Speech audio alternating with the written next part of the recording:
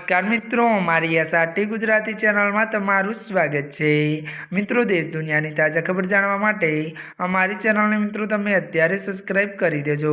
હજી આ મિત્રો અત્યારે હાલની સૌથી મોટી અને દુઃખદ ખબર સામે આવી રહી છે।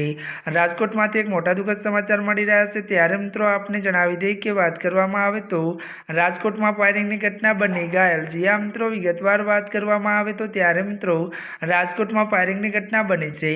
ત્યારે દોધાવર્તી ગામ જેડા બાબતે પાડોશીઓ વચ્ચે ત્યારે બબલ થતા ટોળાણીમાંથી ફાયરિંગ હોવાનું સામે આવ્યું છે। કોડી ઠાકોર તાજ નિગમ પૂર્વ ચેરમેન ભૂતપૂર્વ ત્યારે ભૂપતભાઈ ડાભીભાઈએ ત્યારે જોડામાંથી કર્યું હતું ફાયરિંગ। જી આ મિત્રો ફાયરિંગ બાદ મળતી વિગતો અનુસાર આપને વધુ એ પણ જણાવી દઈએ કે ફાયરિંગ બાદ બોધર ત્યારે પ્રજાત હુમલો કર્યો હતો।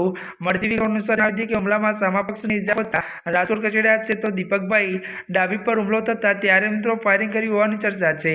જી આ મિત્રો અત્યારની આ દુઃખદ ખબર મળી રહી છે, ત્યારે મિત્રો આજના માટે આટલું જ।